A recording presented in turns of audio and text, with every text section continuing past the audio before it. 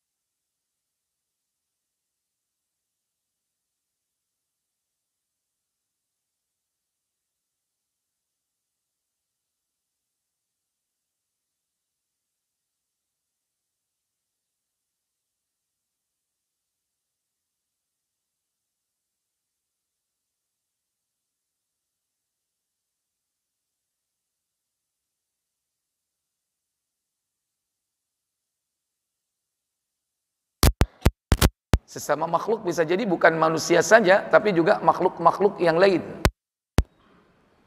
Dan yang ketiga, zalama nafsa, mendolimi dirinya sendiri. Ya. Nah, pembicaraan pada bab ini yakni mendolimi orang lain, pihak lain, yakni zalim kepada manusia. Adapun zalim kepada Allah sudah pernah kita bahas pada dosa besar pertama, yaitu asyirku billah. Karena zalim kepada Allah yang dimaksud yakni menyekutukan Allah, dan itu sudah dibahas pada Al-Kabair di nomor yang pertama. Wa qala Allah Ta'ala, juga firman Allah Ta'ala, kanu la yatanahawna an munkarin fa'alu labi'sa ma kanu yaf'alun. Surah Al-Maidah, surah yang kelima pada ayat 79. Mereka yakni tidak saling mengingatkan untuk tidak berbuat mungkar. Jadi mereka tidak saling mencegah berbuat mungkar. Fa'alu, yakni kemungkaran yang mereka kerjakan. Labi'sa ma kanu yaf'alun, sungguh buruklah apa yang mereka kerjakan tersebut. Jadi termasuk kategori dosa besar, yaitu membiarkan kemungkaran terjadi, tidak ada orang yang saling mengingatkan satu dengan yang lain. Terutama tugas yang paling utama mencegah kemungkaran itu adalah tugas penguasa, tugas pemimpin. Karena dalam hadis Nabi SAW bersabda, man ra'a minkum munkaran, apabila kalian melihat satu kemungkaran, falyughayyir biyadihi, maka hendaklah dia merubah dengan tangannya. Makna biyadi, dengan tangan di sini adalah dengan kekuasaan, dengan power, kekuatan. Siapa yang memiliki kekuatan, memiliki kekuasaan, yakni hukumah, pemerintah, karena dia punya aparat. Itu tugas utama. Baru kemudian kalau tidak mampu, fa illam yastati' fa bilisani. Apabila tidak mampu merubah kemungkaran itu dengan tangannya, dengan kekuasaannya, maka dengan lisannya. Siapa yang merubah kemungkaran dengan lisan? Yang paling pokok dan utama yakni para alim ulama. Alim ulama, yakni mereka yang punya ilmu, yang punya kapasitas untuk berfatwa, memiliki kemampuan, keahlian di bidang ilmu, yang dia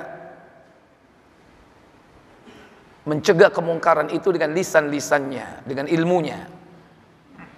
Baru kalau tidak mampu, fa illam yastati' fa biqalbi. Kalau tidak mampu, yakni cukup menolaknya di dalam hati, tidak suka, benci dengan kemungkaran itu. Dan itulah posisi orang-orang lemah, orang-orang dhaif, orang-orang yang tidak memiliki kemampuan dalam hal kekuasaan ataupun dalam hal ilmu, dalam berfatwa atau menasihati.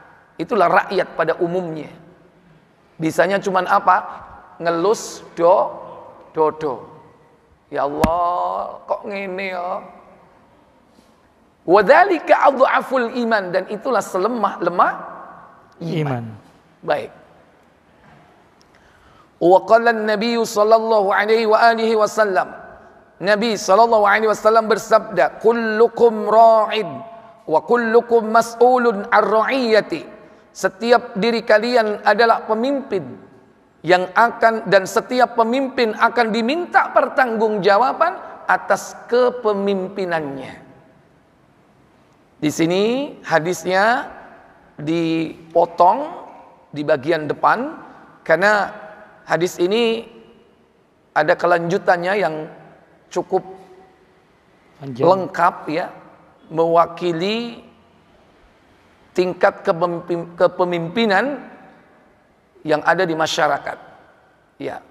Hadis ini diriwayatkan dalam dua kitab sahih, bersumber dari sahabat Abdullah bin Umar radhiyallahu taala anhuma.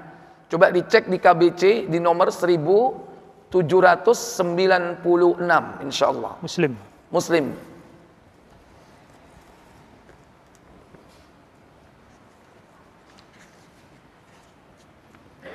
1796. Silakan. 1796. Anu nara apa jenenge? Mik.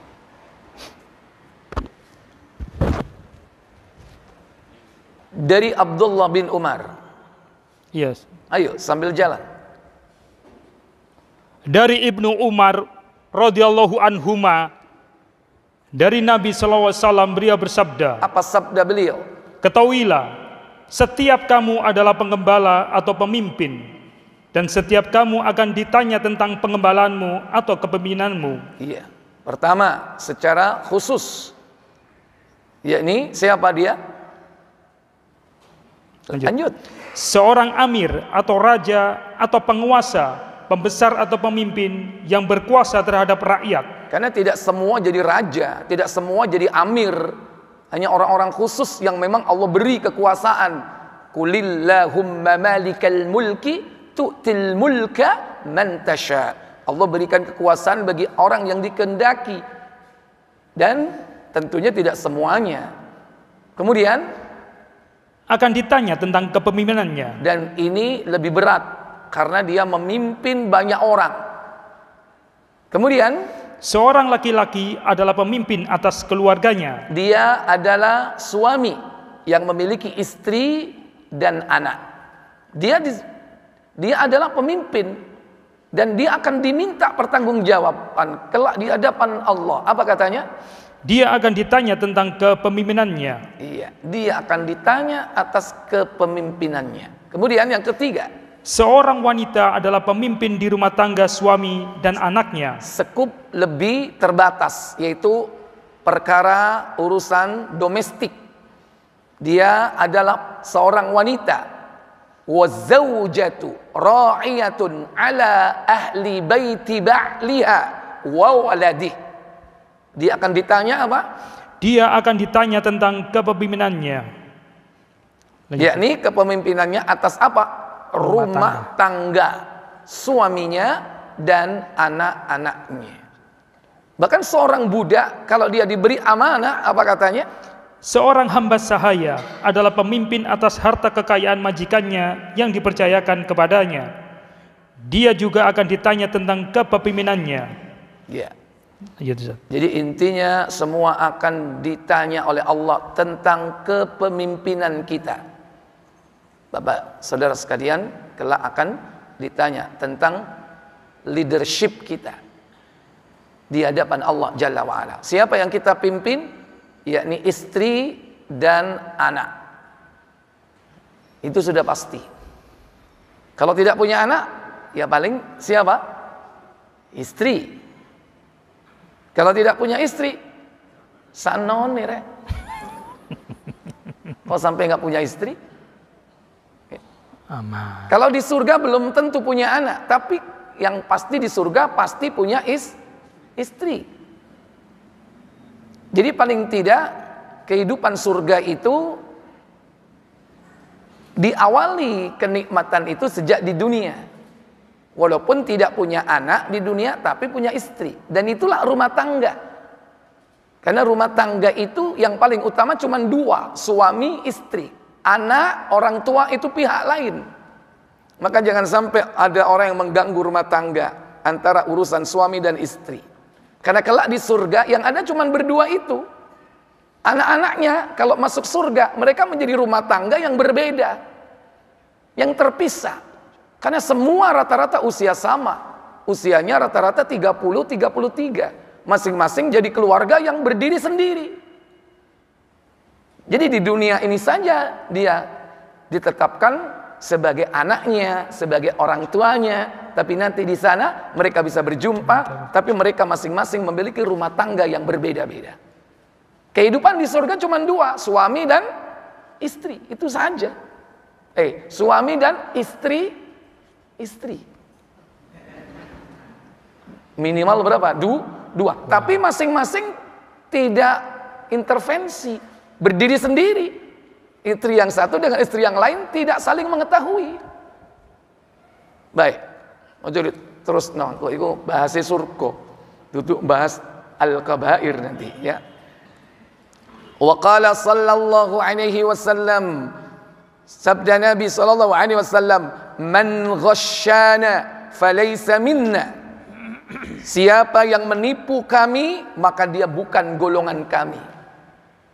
Ini satu dosa yang disebut dengan ghasya, yaitu menipu, berdusta, ngapusi, bucui. Siapa yang berdusta, siapa yang membohongi, bukan golongan kami.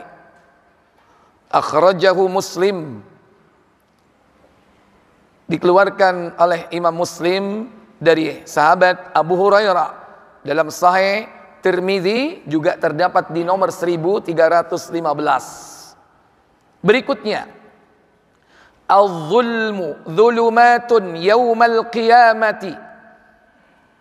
Az-zulmu, kezaliman adalah kegelapan pada hari kiamat. Maka siapa yang berbuat zalim, zalim kepada Allah, zalim kepada manusia, zalim kepada makhluk yang lain, bahkan zalim kepada diri sendiri, itu akan berakibat berujung kepada kegelapan di hari kiamat.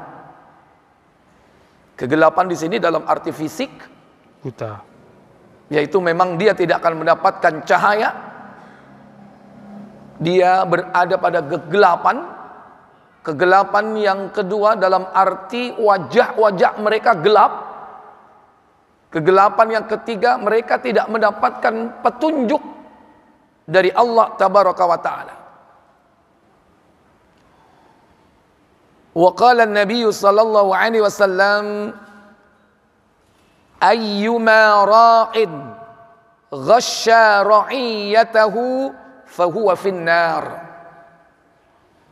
Nabi mengatakan, siapa saja pemimpin yang mendustai, membohongi rakyatnya, maka dia akan masuk ke dalam neraka. Akhrajahu Muslim, dikeluarkan yakni dari Sahih Muslim, juga Abu Awanah, kemudian Ibnu Mandah dalam kitabnya Al-Iman, dan juga yang lainnya. Baik, jadi siapa saja yang mendustai rakyat atau yang dipimpinnya, maka dia memiliki kemungkinan besar, kans besar masuk ke dalam neraka. Dan dusta di sini Bapak Ibu bukan hanya dengan ucapannya. Dusta itu bisa dengan perbuatannya. Bisa jadi orang berdusta itu tidak berucap sepatah kata pun, tapi dia berdusta dengan sikapnya atau berdusta dengan perbuatannya. Yang rendah tampak tinggi, yang kurus tampak gemuk, yang hitam tampak putih. Itu berdusta. Makanya Islam itu melarang kedustaan, melarang kepalsuan. Makanya tidak boleh kita ini merubah ciptaan Allah. Itu kenapa kita kalau beruban itu diperbolehkan mewarnainya, tapi tidak boleh warna hitam, karena itu kepalsuan. Uban itu tidak diwarnai boleh, diwarnai pun boleh, tapi kalau diwarnai tidak boleh dengan warna hitam. Kenapa? Karena warna hitam itu berarti menunjukkan kepalsuan. Maka apapun kepalsuan itu tidak boleh ditampakkan dalam diri kita. Sehingga kadang ada orang yang merubah ciptaan Allah, yang pesek jadi mancung. Kenapa? Dia merubah ciptaan Allah, padahal itu palsu. Yang pendek jadi tinggi. Udahlah kalau pendek udah disyukuri aja, nggak usah pakai high heel. Berapa senti? 15. Berapa? 15. 15. Kak jelungup.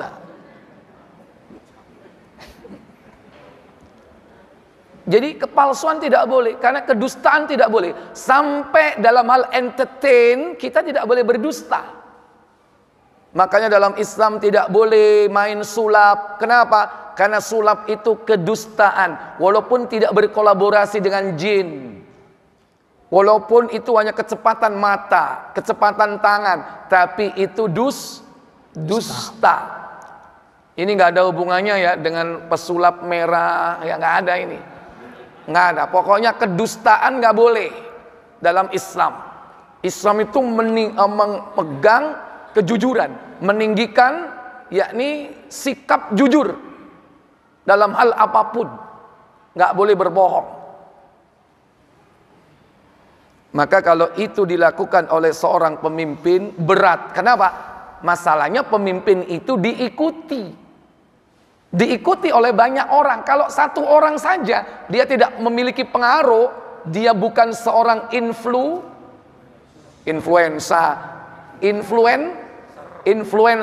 ya, tidak memiliki pengaruh yang besar, silakan aja, nggak akan ngaruh sama yang lain. Tapi kalau dia memiliki pengaruh yang besar, bahaya, bisa menyesatkan orang. Dalam Islam tidak boleh ada kedustaan. Wa qala sallallahu alaihi wasallam, dan sabda Nabi, man istar'ahu Allahu ra'iyatan, barang siapa yang diberi amanah oleh Allah untuk memimpin rakyat. Ra'iyah itu rakyat, yang dipimpin, yaitu rakyat. Kalau yang memimpin itu ra'in itu pemimpin. Yang dipimpin ra'iyah. Masuk ke dalam bahasa Indonesia jadi apa? Rakyat. Itu dari kata ra'iyah. Apa? Yang dipimpin. Dalam Pancasila itu banyak loh itu serapan dari bahasa Arab. Lihat di sila keempat apa? Kerakyatan yang dipimpin oleh kebijaksanaan, oleh hikmah dan kebijaksanaan dalam permusyawaratan, perwakilan. Lihat itu semua bahasa Arab semua itu. Ya, kerakyatan, ro'iyah yang dipimpin oleh apa? Kebijaksanaan dalam permusyawaratan, musyawarah bahasa Arab. Perwakilan, wakil itu bahasa Arab, wakalah. Ya. Lo gitu kok lupa dan benci kepada apa? Arab. Ya.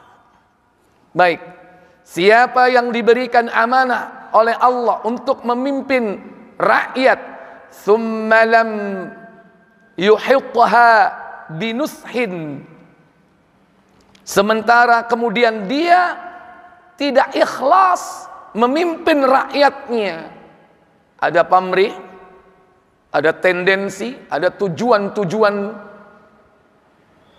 yang bersifat duniawiyah, tidak mengharapkan yakni pahala dari Allah, intinya itu tidak ikhlas berharap pahala dari Allah.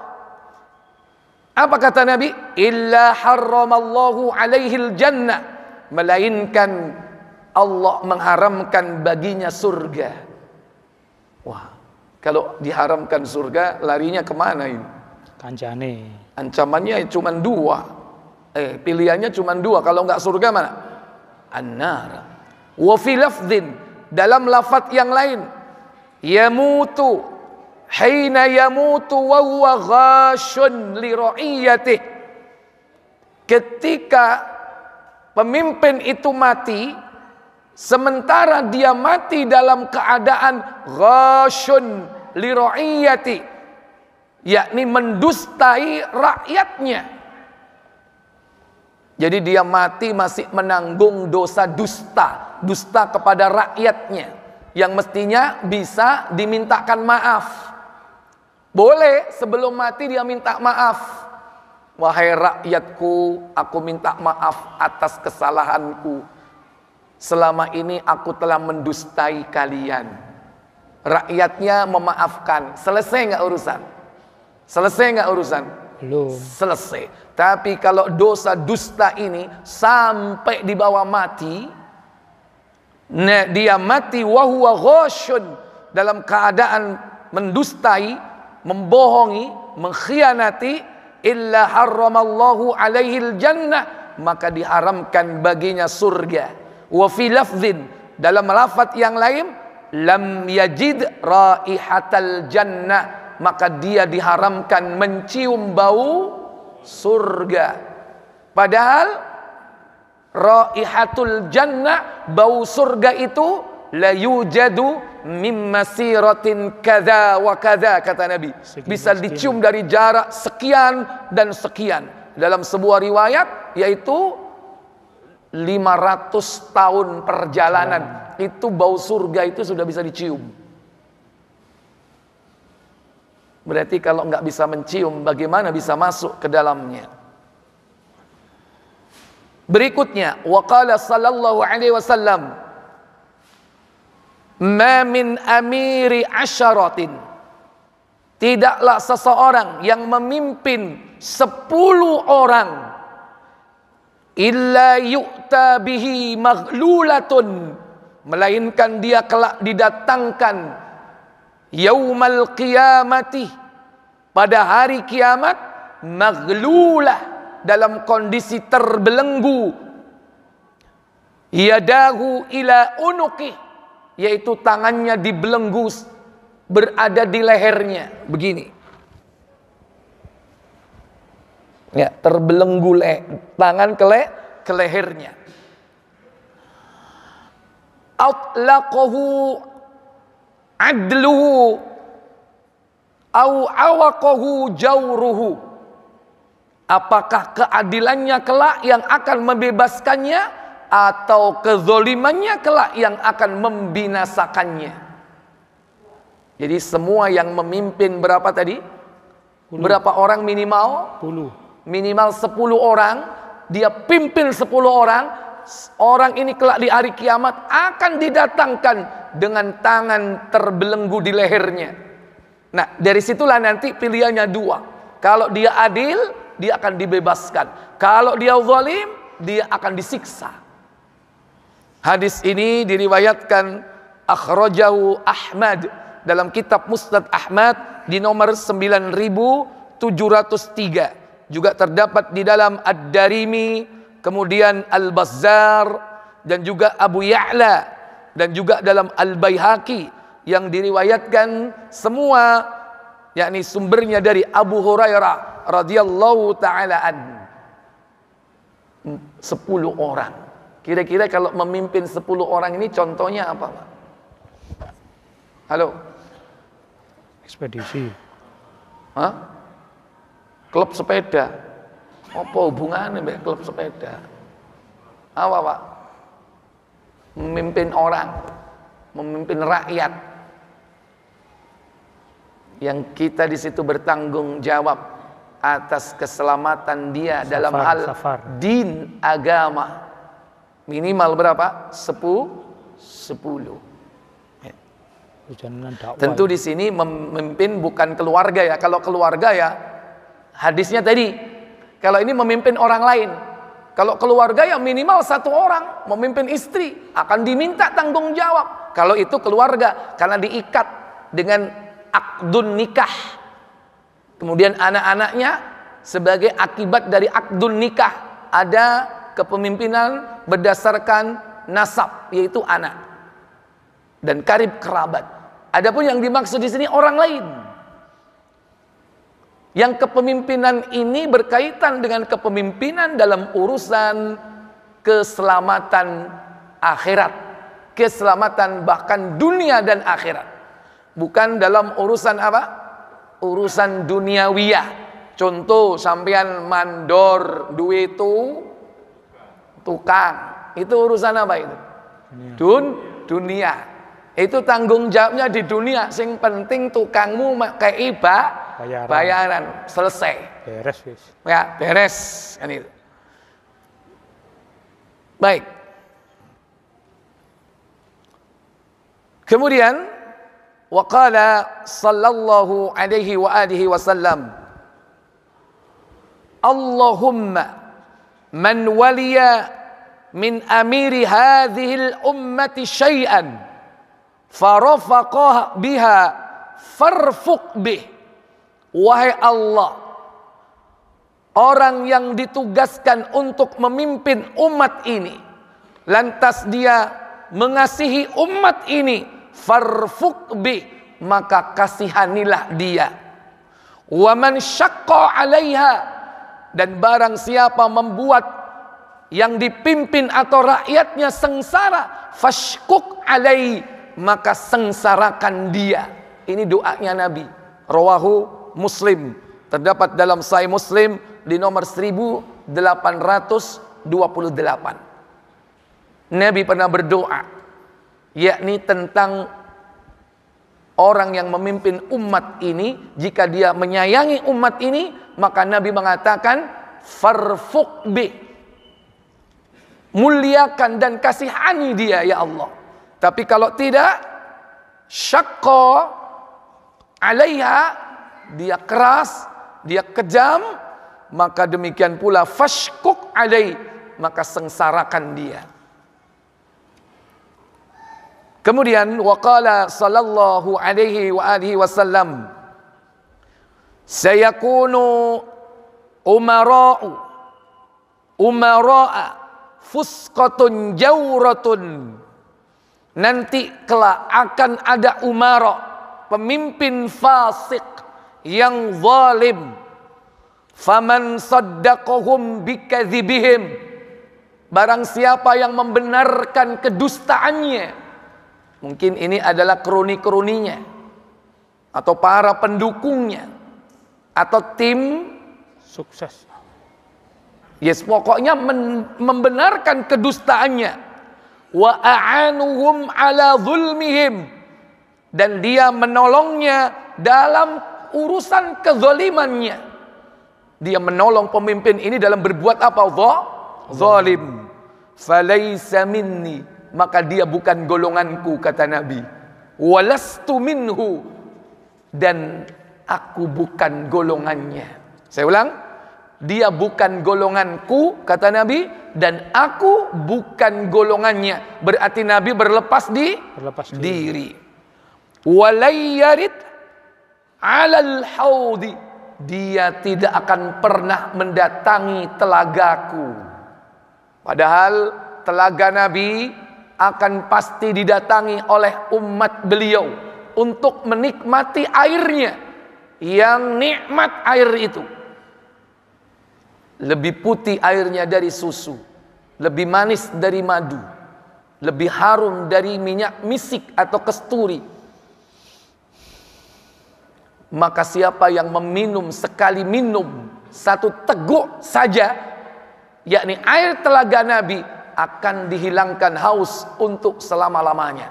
Tapi pemimpin yang zalim, bahkan bukan pemimpin yang zalim saja, para pembantu-pembantunya, penolong-penolongnya, kroni-kroninya yang membenarkan kedustaannya, maka dia akan diusir oleh Nabi. Tidak boleh meminum telaga beliau. Hadis ini juga terdapat di dalam Sahih At-Tirmidzi nomor 634, dan juga di An-Nasa'i di nomor 614.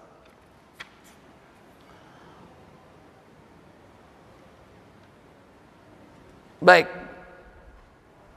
Berikutnya ada beberapa hadis di sini yang tergolong dhaif, ya.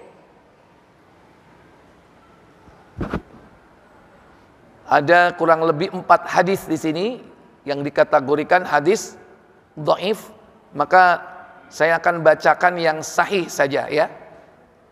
Baik.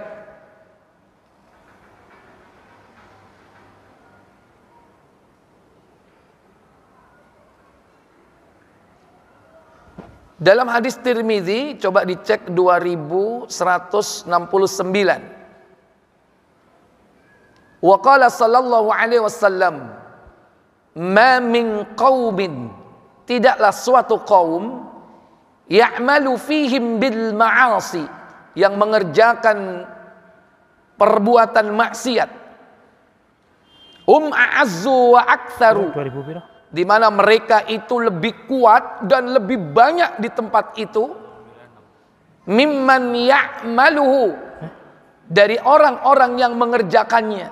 Jadi yang meninggalkan maksiat itu sedikit, tapi yang bermaksiatnya apa? Banyak dan lebih kuat. Tsumma lam yughayyiru, lantas mereka tidak. Tapi memang berat sih, karena minoritas itu susah menghadapi mayoritas. Apa yang terjadi kalau itu? Kalau itu sudah terjadi, illa ammahumullahu biiqab, niscaya Allah akan mengazab seluruhnya. Nggak pandang bulu sudah. Yang baik-baik juga kena. Kalau penduduk di suatu desa misalnya, mayoritas itu mereka berbuat maksiat, sementara yang tidak berbuat maksiat, orang alimnya, para da'inya, orang-orang solehnya, jumlahnya minoritas, tapi mereka tidak amar ma'ruf nahi mungkar, tidak mengingatkan mereka, maka Allah Jalla wa'ala akan mengazab mereka semua. Yang baik-baik pun juga hancur. Ya, baik. Berikutnya, benar sudah? Tirmidzi tadi sudah ketemu? 2169. Ya, 2169. Baik, berikutnya, waqala sallallahu alaihi wasallam, man ahdatha fi amrina ma laysa minhu fahuwa raddun. Barang siapa yang mengada-ada perkara dalam urusan agamaku ini, apa yang tidak terdapat di dalamnya, maka hal itu tertolak. Hadis diriwayatkan oleh Muslim 17. Aisyah yang terdapat di dalam dua kitab sahih, yakni Sahih Bukhari dan Muslim. 17-18. Kemudian waqala sallallahu alaihi wasallam, iya, 17. man ahdatsa hadatsan, barang siapa yang mengada-adakan suatu perkara dalam agama yang tidak diajarkan, au awa muhditsan, atau dia melindunginya, melindungi orang-orang yang mengadakan yakni perkara-perkara baru dalam agama itu, fa alaihi la'natullahi wal malaikati wan nasi ajma'in, maka baginya laknat Allah dan malaikatnya dan seluruh umat manusia. La yakbalullahu minhu sarfan wala adlan, maka tidak akan pernah diterima baginya oleh Allah yakni amalan yang wajib ataupun juga yang sunnah. Amalan wajib dan sunnahnya tidak diterima apabila dia yakni membuat hal-hal yang baru di dalam agama yang bukan urusannya, padahal itu adalah urusan Nabi kita Muhammad sallallahu alaihi wasallam. Baik, hadis ini terdapat dalam Sahih Bukhari dan juga dalam Sahih Muslim, bersumber dari sahabat Ali bin Abi Thalib radhiyallahu taala an. Kemudian waqala sallallahu alaihi wasallam, sabda Nabi sallallahu alaihi wasallam, man la yarhamu la yurham, orang yang tidak mengasihi dia tidak akan dikasihi. Yang tidak mengasihi yaitu mengasihi makhluk, maka dia tidak akan dikasihi. Tidak akan dikasihi oleh siapa? Tidak akan dikasihi oleh Allah. Kalau Allah sudah tidak mengasihi, tentu Allah akan perintahkan makhluk tidak mengasihinya, sehingga malaikat pun tidak akan mengasihinya. Demikian pula manusia pada umumnya tidak akan mengasihinya. Kenapa? Dia sendiri tidak belas asih. Wa qala sallallahu alaihi wasallam, tadi juga diriwayatkan dari sahabat Abu Hurairah dalam Sahih Bukhari dan Muslim. Nabi bersabda, la yarhamullahu, Allah tidak akan merahmati, mengasihi, man la yarhamun nasa, orang-orang yang tidak mengasihi manusia. Ini kaitannya dengan pemimpin ya, secara umum, baik yang pemimpin tertinggi atau paling rendah sekalipun, maka wajib baginya memiliki apa? Belas kasih. Kemudian waqala sallallahu alaihi wasallam, ma min amirin, tidaklah seorang amir, pemimpin, yali umural muslimin, yang diberikan oleh Allah amanah untuk mengurus kaum muslimin, thumma la yajhadu lahum, kemudian dia tidak bersungguh-sungguh dalam memimpin mereka, wa yansahu lahum, dan tidak secara ikhlas menasihati mereka, illa lam yadkhul ma'ahumul jannah, illa lam yadkhul ma'ahumul jannah, maka dia tidak akan pernah masuk ke dalam surga. Akhrajahul Bukhari wa Muslim, dari sahabat yakni Maqil bin Yasar. Kemudian wa an Rasulullah sallallahu alaihi wasallam, dari Nabi sallallahu alaihi wasallam, beliau bersabda, man walahu Allahu syai'an min umuril muslimina, barang siapa yang Allah beri amanah untuk memimpin kaum muslimin, fahtajaba duna hajatihim, sementara dia menutup diri dari hajat-hajat keperluan rakyatnya, dia menutup diri. Rakyatnya mau datang minta pertolongan, nggak boleh. Rakyatnya mau minta solusi, tidak ada kesempatan, ya. Mungkin barangkali kalau zaman dulu pintunya selalu tertutup. Kalau sekarang bisa jadi pintunya terbuka, tapi akses masuknya sulit. Dia tutup dirinya dari hajat-hajat orang banyak.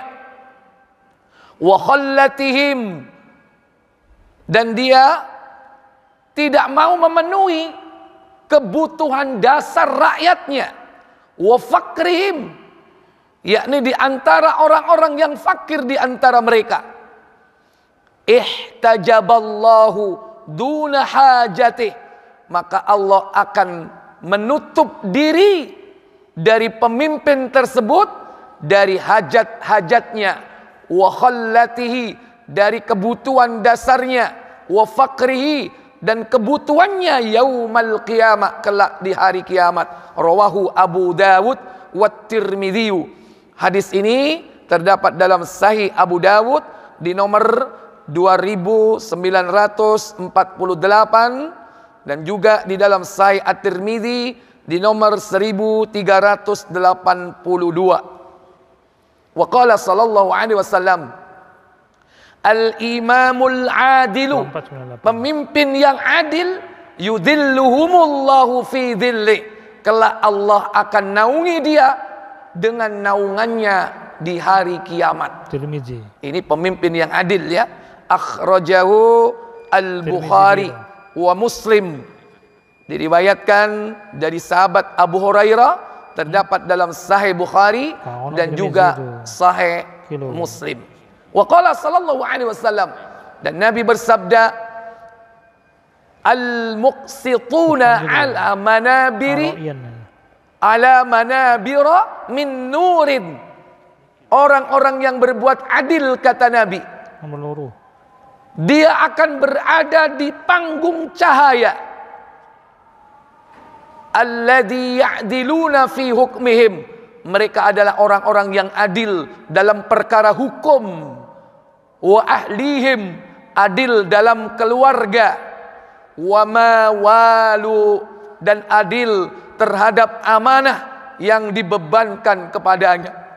Hadis akhrajahu Muslim an Abdullah bin Umar, dari sahabat Abdullah bin Umar. Wallahu a'lam. Sudah masuk? Silakan azan dulu.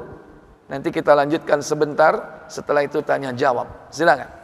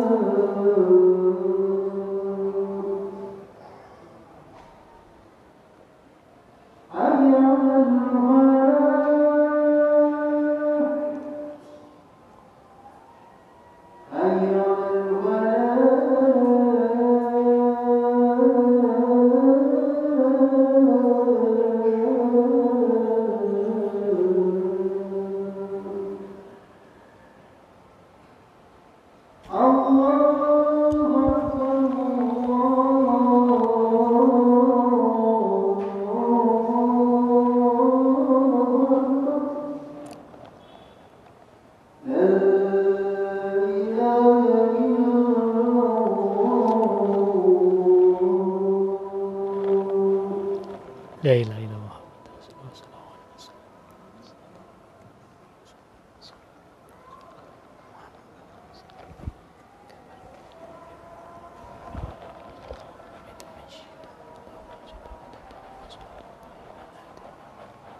Baik, saya lanjutkan karena ini memuat banyak hadis ya berkaitan dengan masalah kepemimpinan. Wa qala sallallahu alaihi wasallam, Nabi sallallahu alaihi wasallam bersabda, "Syiraru a'immatikum", seburuk-buruk pemimpin di antara kalian kelak, "alladzi tubghidunahum wa yubghidunakum", yaitu yang kalian membencinya dan dia juga membenci kalian. Jadi saling apa? Saling membenci.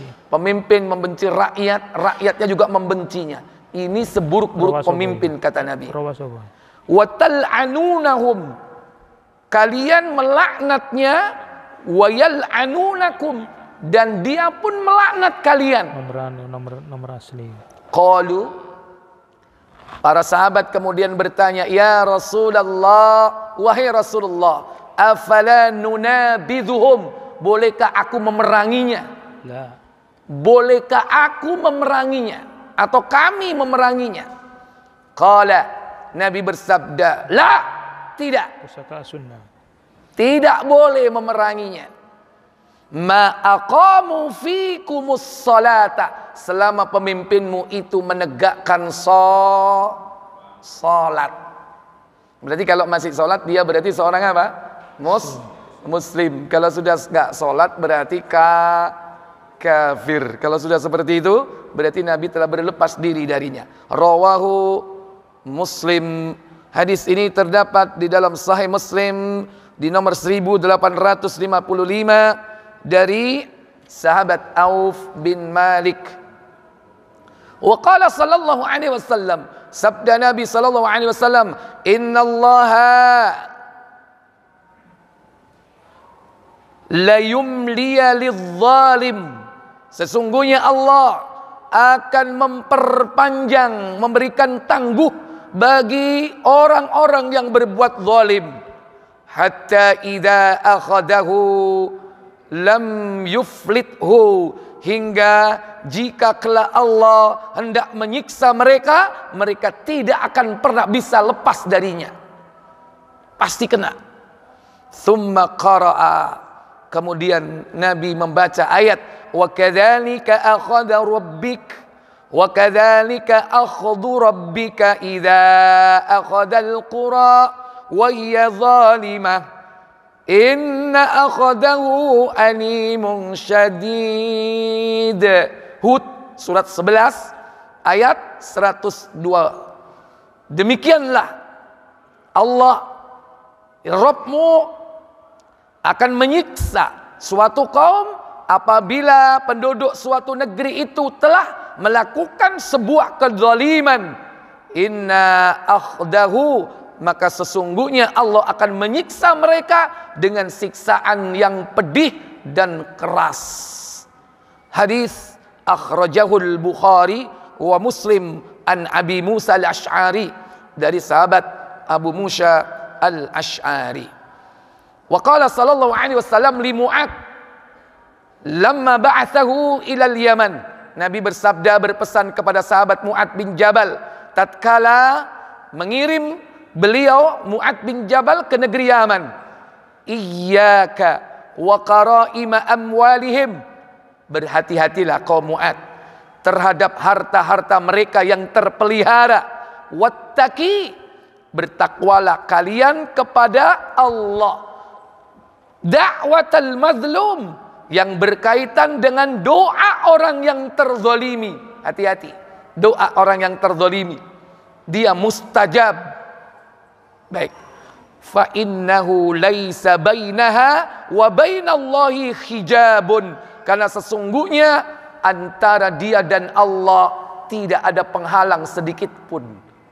Berhati-hati dengan orang yang kita pimpin, apabila dia terzalimi maka doanya tidak ada penghalang untuk dikabulkan oleh Allah tabaraka wa taala. Wa qala sallallahu alaihi wasallam, "Innasyarrar ri'a", sesungguhnya seburuk-buruk pemimpin adalah al-hutamatu, yaitu pemimpin yang zalim. Wa qala sallallahu alaihi wasallam, Nabi bersabda, "Thalathatun la yukallimuhumullah", 3 kelompok manusia yang tidak akan diajak bicara oleh Allah kelak di hari kiamat. Fadzakara minhum, Nabi kemudian menyebutkan salah satu di antaranya al-malikul kadzdzab, yakni raja atau pemimpin yang berdusta. Wa qala Nabi sallallahu alaihi wasallam, Nabi bersabda, "Innakum satahrisuna 'alal imara", sesungguhnya kalian berambisi untuk mendapatkan kedudukan atau jabatan. Fasatakunu nadamatan yaumal qiyamah, padahal jabatan kedudukan itu akan menjadi penyesalan kalian di hari kiamat. Rawahul Bukhariyu, wallahu a'lam. Ada 3 hadis lagi yang mirip dengan apa yang sudah kami sebutkan, wallahu a'lam. Sebelum saya tutup, seperti biasa saya berikan kesempatan Bapak Ibu untuk bertanya. Silakan. Nggih, monggo Pak.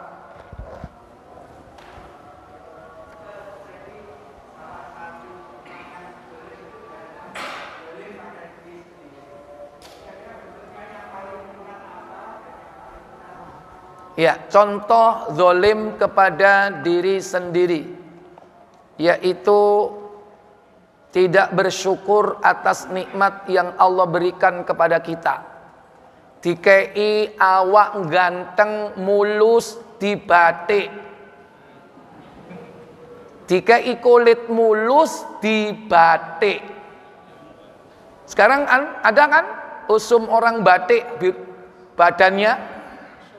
Kalau dulu pundaknya kobra, kini apa? Kelinci, ya. Bangga nggak? Zaman Petrus mendelep kabeh. Saking wedine kena Petrus sampai ono sing di setrika. Kalau sekarang nggak ada, itu cerita lama. Bahkan sekarang orang mentato itu nikmat, seneng, geli-geli gimana gitu, ya kan? Dan gambarnya bagus-bagus, warna-warni. Itu contoh mendolimi diri sendiri. Diberi oleh Allah nikmat gak bersyukur, itu zalim kepada diri sendiri. Dia rubah ciptaan Allah. Pengen alisnya nanggal sepisan. Akhirnya apa? Karena merasa alisnya nanggal 15 alias bunder, ya kan? Kemudian dikerek, setelah itu diapain? Disulam. Habis itu diapain? Dirajut. Setelah itu diapain? Dibordir. Yang kok delokna yang kula ono. Itu contoh mendolimi diri. Ciptaan Allah itu sekalipun menurut kita kurang indah, menurut kita, contoh irung pesek. Tapi kalau itu ciptaan Allah, orang melihat itu sedep. Masih apa? Pesek. Tapi kalau sudah dibuat manusia, dia operasi bedah plastik, tanam silikon. Silikonnya cair apa yang padat? Saenake. Kalau cair itu lama, yang dulu, sekarang yang padat. Ya. Nah, treatmentnya kan itu harus rutin, karena nggak punya duit, akhirnya apa? Nggak ditreatment. Akhirnya rusak hidungnya, bendol koyok semprong, ya. Itu termasuk azab Allah tabaraka wa taala. Meskipun hidungnya mancung, kalau buatan manusia itu kelihatan aneh, Pak. Ketok aneh irunge asli ku. Mancung tapi kok rasane kok. Karena itu bukan ciptaan Allah. Makanya hati-hati. Zalim kepada diri sendiri itu seperti itu, merubah ciptaan Allah. Hati-hati. Nah, yang paling berat lagi apa? Yaitu melakukan kesyirikan, itu termasuk dosa zalim kepada diri kita sendiri, di mana dia mengangkat dirinya sebagai apa? Sebagai Tuhan, mengangkat dirinya sebagai orang yang mengetahui perkara yang yang gaib, mengangkat dirinya sebagai nabi, mengangkat dirinya sebagai rasul, zalim kepada dirinya, padahal dirinya makhluk, tapi dianggap sebagai Tuhan, padahal tidak ada dalil bahwa dirinya mengerti perkara yang gaib, ngaku sebagai nabi. Itu kezaliman kepada diri sendiri. Wallahu a'lam. Kalau contohnya zalim kepada diri sendiri, kata Allah, yaitu nggak bersyukur atas nikmat. Al-Baqarah ayat 57. Coba dibuka surat 2 ayat 57. Dikasih nikmat makanan dari langit, minta dari bumi. Kata Allah tentang ucapan Yahudi, wa il qultum ya Musa lan. Maaf. Sekarang nikmatnya dulu ditunjukkan. Wa dhallalna 'alaikumul ghamama wa anzalna 'alaikumul manna wassalwa kulu min thayyibati ma razaqnakum wa ma zalamuna walakin kanu anfusahum yadhlimun. Apa kata Allah? Dan kami naungi kamu dengan awan, dan kami turunkan kepadamu mana dan salwa. Makanlah dari makanan yang baik-baik yang telah kami berikan kepadamu, dan tidaklah mereka menganiaya kami, tidaklah mereka menzalimi kami, kata Allah, melainkan akan tetapi mereka lah yang menganiaya diri mereka sendiri. Walakin kanu anfusahum yadhlimun, akan tetapi mereka lah yang berbuat zalim kepada diri sendiri, karena enggak bersyukur kepada Allah tabaraka wa taala. Satu lagi boleh, silakan. Tambah luru. Silakan, belakang. Nggih. Baik, silakan yang kedua, Bapak.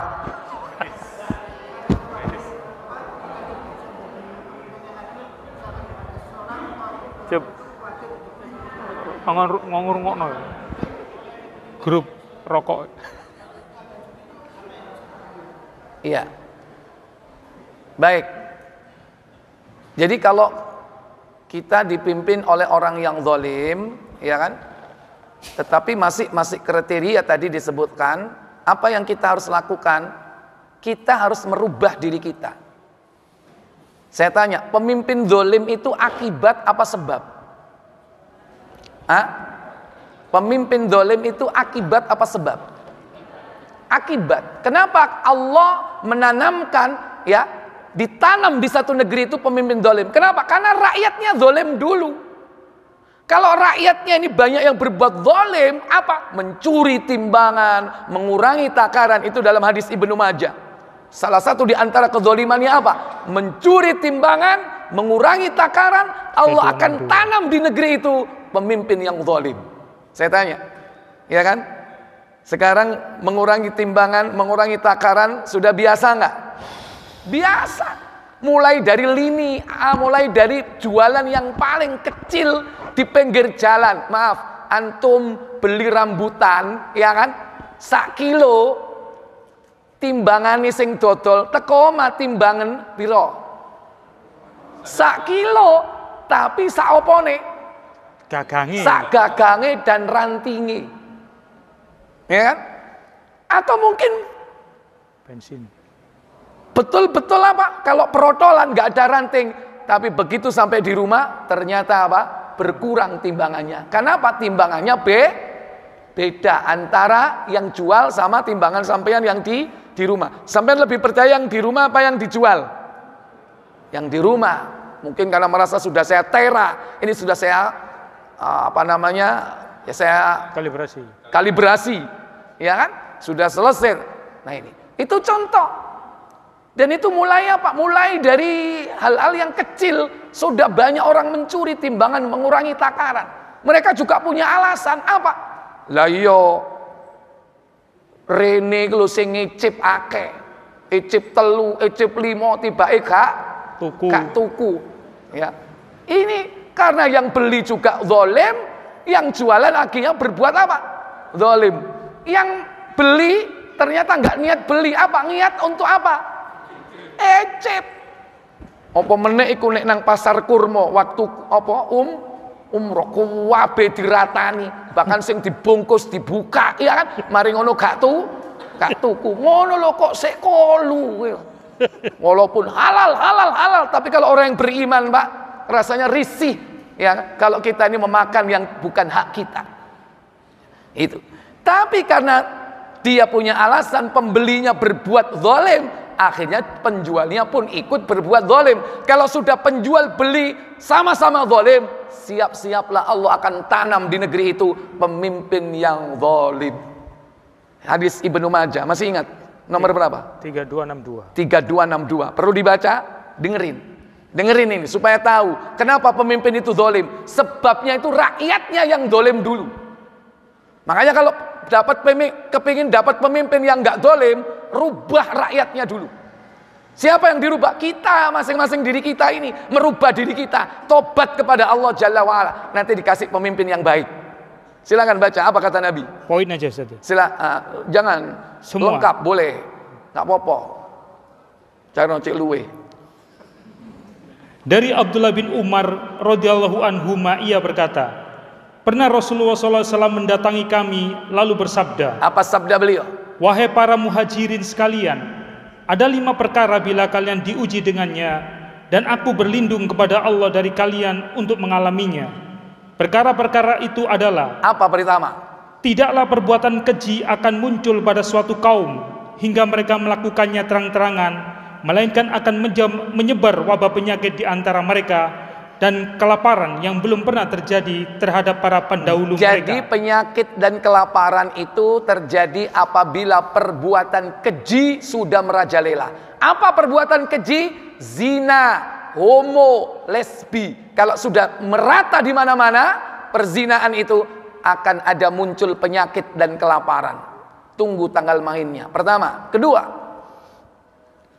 tidaklah mereka mengurangi timbangan dan takaran, melainkan mereka akan disiksa bertahun-tahun dengan krisis kebutuhan pangan. Dia akan disiksa oleh Allah dengan krisis kebutuhan pangan dan penguasa yang zolim. Perhatikan ini. Berarti pemimpin zolim itu sebab apa akibat? Akibat gara-gara rakyatnya dalam bisnis tidak jujur. Mengurangi kualitas, mengurangi takaran, ngentit, KW 16 wara KW siji. Itu sama dengan seperti itu. Mencuri timbangan, mencuri hak orang lain. Kemudian yang ketiga, tidaklah mereka enggan menunaikan zakat hartanya, melainkan langit tidak akan turun hujan. Dan kalaulah bukan karena binatang-binatang ternak, tidaklah akan ada hujan. Bisa jadi hujan sekarang ini adalah hak hewan-hewan, karena manusia banyak enggan yang membayar zakat. Cuman kadang haknya hewan pun masih kita sikat, iya kan? Masih kita ambil. Lanjut, yang keempat. Tidaklah mereka merusak amanah Allah dan Rasulnya, kecuali Allah akan menjadikan musuh selain mereka untuk menguasainya. Orang kalau sudah tidak amanah lagi, dia berkhianat terhadap bangsanya sendiri, Allah akan menjadikan musuh-musuh kita akan menguasai negeri ini. Ingat, penjajahan itu akibat. Apa sekarang ada penjajahan? Masih. Bukan penjajahan fisik, bukan kolonialisme zaman dulu. Sekarang penjajahan apa, Pak? Penjajahan ekonomi, bisa jadi penjajahan budaya, bisa jadi penjajahan akidah. Kadang-kadang kita berkhianat terhadap amanah-amanah yang dibebankan ke kita. Nanti akan banyak orang yang menjajah kita. Yang terakhir, tidaklah para pemimpin mereka menjalankan ajaran Al-Quran dan memilih-milih dari apa yang telah Allah turunkan, kecuali Allah akan menjadikan ketakutan di antara mereka. Iya. Jadi kalau nanti pemimpin itu milih-milih, ini cocok, ini nggak cocok, ini Quran ini cocok, ini nggak cocok, pilih-pilih, nanti Allah akan apa? Akan berikan negeri itu rasa takut, tidak merasa aman. Jadi hidupnya tidak akan bahagia, takut. Mungkin sewaktu-waktu bisa jadi bencana itu akan muncul. Wallahu a'lam. Adapun tentang rokok, apakah itu mendolimi diri, sampean dhewe iso jawab. Ya, dan semua pasti bisa jawab. Ya kan? Kuwabe lho sing ngerokok kepingin mandek, betul nggak? Betul, ya kan? Tapi mbo kena opo kok gak sampai gak mandek-mandek sampai sai. Wallahu a'lam. Ya kan? Lebih baik apa? Sebelum Allah tabaraka wa taala kepada manusia ataupun juga mendolimi diri sendiri. Saya pikir cukup. Wa akhiru da'wana subhanakallahumma wa bihamdik asyhadu an la ilaha illa anta astaghfiruka wa atubu ilaik. Wassalamualaikum warahmatullahi wabarakatuh.